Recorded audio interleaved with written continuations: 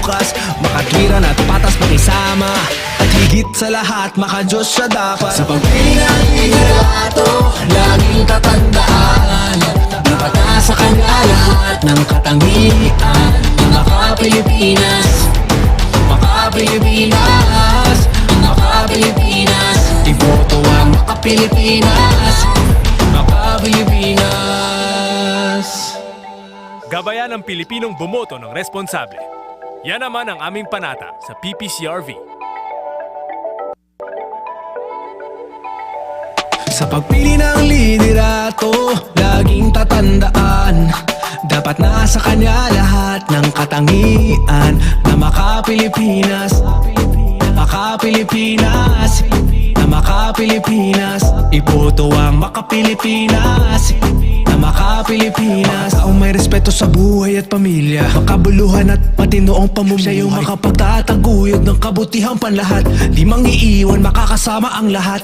Makatotoo, hindi sinungaling, makalingat, maalalahanin, makatarungan, makakalikasan, iaalay ang buhay para sa bayan. Sa pagpili ng liderato, laging tatandaan, maganda sa kanya lahat ng katangian. Na Maka-Pilipinas, na Maka-Pilipinas, na Maka-Pilipinas, iboto ang Maka-Pilipinas.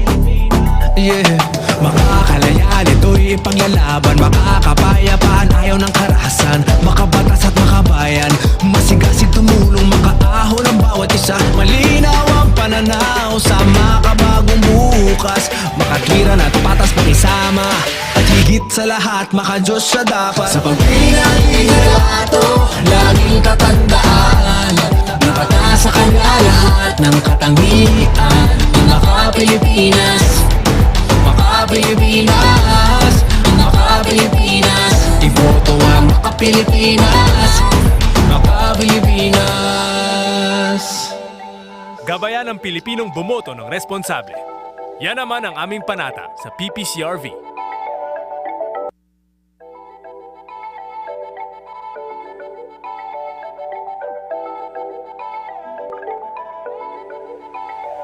Sa pagpili ng liderato, laging tatandaan, dapat nasa kanya lahat ng katangian. Na Maka-Pilipinas, Maka-Pilipinas, na Maka-Pilipinas, iboto ang Maka-Pilipinas, na Maka-Pilipinas. Taong may respeto sa buhay at pamilya, makabuluhan at matinoong pamumuhay. Siya yung makapagtataguyod ng kabutihang panlahat, di mangiiwan, makakasama ang lahat.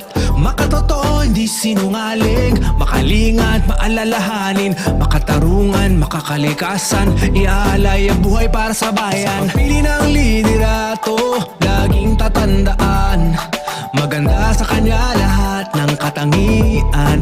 Na Maka-Pilipinas, na Maka-Pilipinas, na Maka-Pilipinas, iboto ang Maka-Pilipinas. Yeah, makakalaya nito'y ipaglalaban, makakapayapaan, ayaw ng karahasan, makabatas at makabayan, masigasig tumulong, makaahon ang bawat isa. Malinaw ang pananaw sa makabagong bukas, makatwiran at patas pakisama, at higit sa lahat maka-Diyos siya dapat. Sa pagpili ng liderato, laging tatandaan, dapat nasa kanya lahat ng katangian. Maka-Pilipinas, Maka-Pilipinas, Maka-Pilipinas, iboto ang Maka-Pilipinas, Maka-Pilipinas. Gabayan ng Pilipinong bumoto ng responsable. Yan naman ang aming panata sa PPCRV.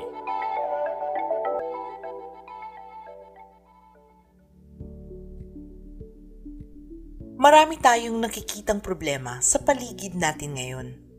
Ilan ba sa atin ang may sapat na pantawid sa araw-araw?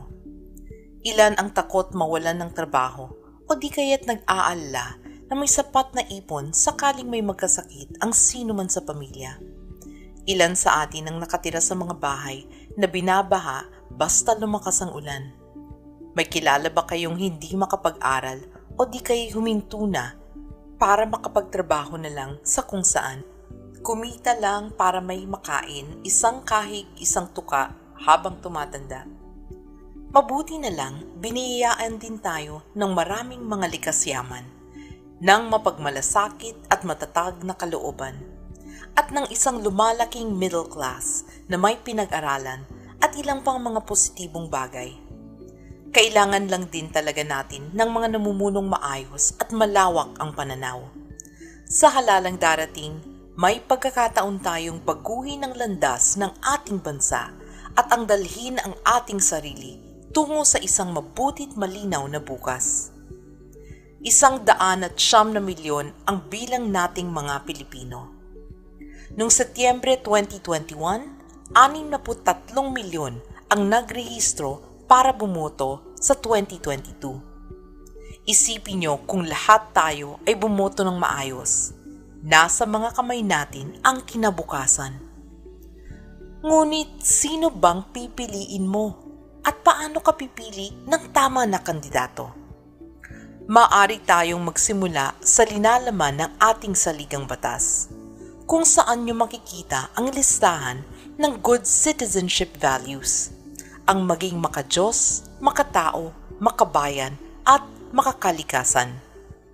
When our leaders live and support these values, we will know that they deserve our votes. Educating ourselves about these 4 core values will help guide our decisions to choose worthy candidates. Sikapin nating maging tunay na makapilipinas sa pamamagitan ng ating mga pipiliing kandidato. These 4 core values are further broken down into 16 specific values that make up good Filipino citizenship and by extension, good leadership. Mabuting mamamayan tungo sa mabuting pamumuno. Alamin natin, intindihin natin, isabuhay natin ang mga ito. Ito'y hindi lang para sa ngayon, kundi para din sa bukas ng ating pamilya at mga mahal sa buhay. Anong klaseng Pilipinas ang gusto mong ipamana? Iisa lang ang pagkakataon nating bumoto kada 6 na taon. Nakikita natin kung gaano ang nagagawa sa bawat haba ng panunungkulan. Hihintayin pa ba natin ang susunod na pagkakataon upang muling maghalal? Sabi nila, kailangan ang 30 hanggang 50 taon na maayos na gobyerno para makita ang pagbabago. 2022's election campaigns will be fought in mainstream media, on the ground, and because of this pandemic, mostly on social media. Ang programang ito ay makatutulong upang mapag-aralan ng ating mga mamamayan ang 16 values upang kanilang maiproseso ang kanilang makikita mula sa iba't ibang mga kandidato at makapagpasya kung sino-sinong ihahalal. Habang sinasala ang totoo sa pekeng balita, ang mahalaga mula sa walang kwenta. Ito ang dahilan kung bakit itong programang bahagi ang 16 values ay napakahalaga. Ang marinig, mapag-usapan at ikalat sa social media. Ikaw, makaano ka? Dapat makapilipinas. Matapos pakinggan lahat ng yan, ano ang 4 core values na lumalabas sa preamble ng ating saligang batas ng 1987? Ano sa palagay mo ang pinakamahirap na value na isabuhay ng mga nasa politika at bakit? At alin ba sa palagay mo ang pinakakulang sa ating lipunan ngayon? Paano mo magagawa ang value na ito sa sarili mong buhay? Mula sa napag-usapan natin, pumili ng ilan sa mga sumusunod at gawin ito upang maipakita ang kahalagahan ng values sa ating pamumuhay at sa pagpili ng ating mga ihahalal sa eleksyon. Una, gumawa ng social media post para ipakita ang kahalagahan ng 16 values. Pangalawa, gumawa ng meme para sa 4 core values at itag ang 4 na kaibigan. Pangatlo, gumuhit ng litrato na magpapakita kung paano mo maiko-connect ang 4 na values. Pang-apat, gumuhit ng logo para sa 4 core values at pag-ukulan ng pansin ang mga elementong gagamitin para sa mga values. Laging tandaan, makadiyos, makatao, makabayan, makakalikasan. Para sa mga social media activities, subukan nating mag-viral at gamitin ang mga hashtag na hashtag 16values, hashtag makapilipinas. Makikita sa panimula ng 1987 Constitution ang mga katangiang mahalaga sa bawat Pilipino, lalo na sa ating mga lider. Panatang Makapilipinas. Panatang Makapilipinas. Panatang Makapilipinas. Iboboto ko Makapilipinas. Makabayan sa lupang sinilangan. Makataot may respeto. Sa buhay at pamilya.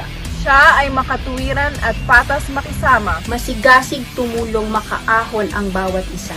Makatarungan. Makalingat. Maalalahanin sa kapwa. Makakasama ang lahat. Siya ay di mangiiwan. Makapagtataguyod ng kabutihang panlahat.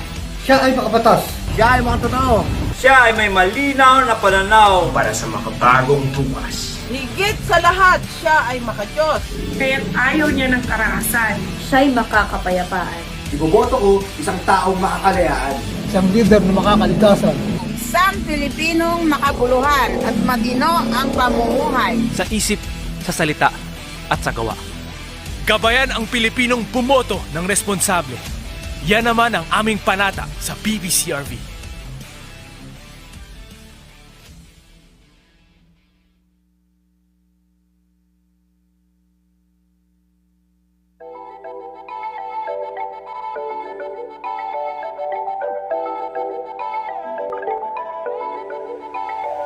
Sa pagpili ng liderato, laging tatandaan, dapat nasa kanya lahat ng katangian na makapilipinas, makapilipinas, na makapilipinas.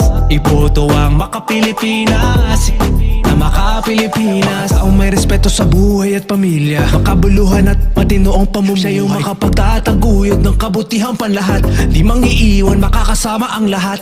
Makatotoo, hindi sinungaling, makalingat, maalalahanin, makatarungan, makakalikasan, iaalay ang buhay para sa bayan. Sa pagpili ng liderato, laging tatandaan, maganda sa kanya lahat ng katangian na makapilipinas, na makapilipinas, na makapilipinas. Iboto ang makapilipinas.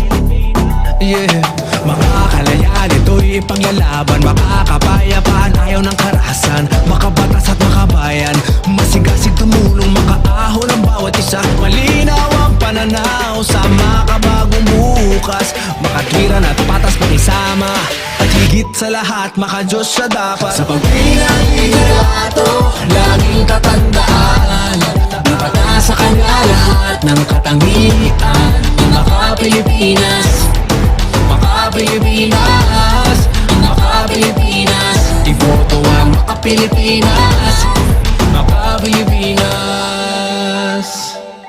Gabayan ang Pilipinong bumoto ng responsable. Yan naman ang aming panata sa PPCRV.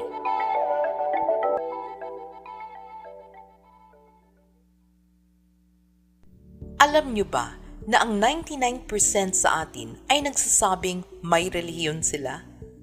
All told, it's safe to say that Filipinos, regardless of specific creed, are a people who have faith in God. Malakas ang ating pananampalataya sa Diyos. Ang ating pananampalataya ay pinananatili tayong positibo sa kabila ng mga pagsubok sa ating buhay. Binibigyan tayo ng ating mga panalangin ng pag-asa na ang buhay ay magiging higit na mabuti kahit na hindi natin kita kung anong aabuti natin kinabukasan. As we bring ourselves closer to the awareness and understanding of these good citizenship values, we recognize the source of all goodness and grace.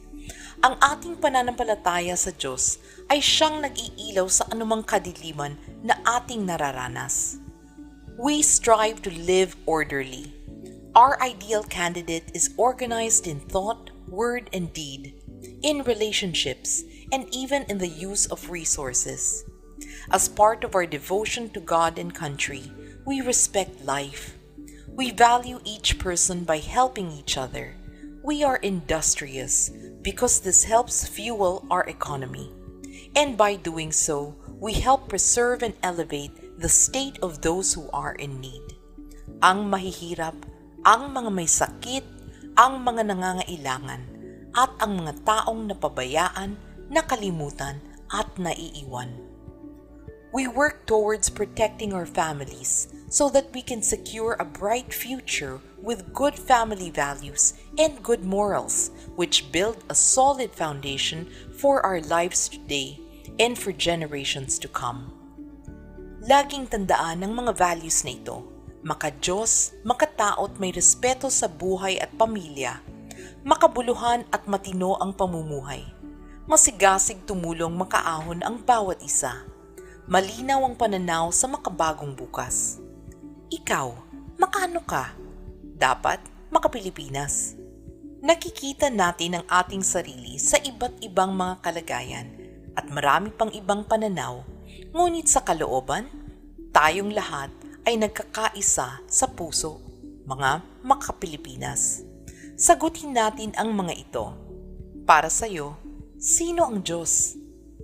Paano mo ba malalaman na ang isang kandidato'y maka-Diyos sa halip na makasarili? Paano ba nating isinasabuhay ang ating pananampalataya sa kabila ng negatibo sa paligid natin? Kung ika'y magiging Pangulo ng Pilipinas at mag-igagabay mo ang kinabukasan ng ating bansa, ano-anong 3 partikular na bagay ang uunahin mo alang-alang sa kinabukasan?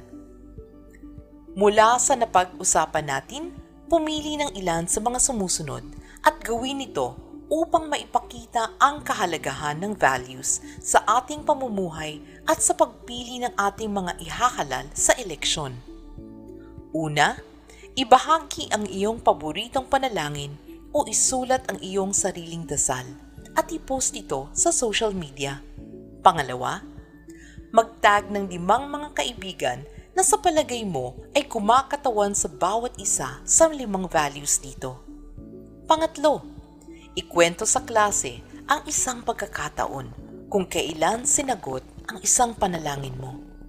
Pang-4, gumuhit ng isang larawan na maaaring kumatawan sa iyong paboritong value sa ilalim ng maka-Diyos. At pang-5, sumulat tungkol sa tingin mong ideal future para sa Pilipinas at ibahagi ito sa klase. Laging tandaan, maging maka-Diyos, makatao at may respeto sa buhay at pamilya, makabuluhan at matino ang pamumuhay, masigasig tumulong makaahon ang bawat isa, malinaw ang pananaw sa makabagong bukas.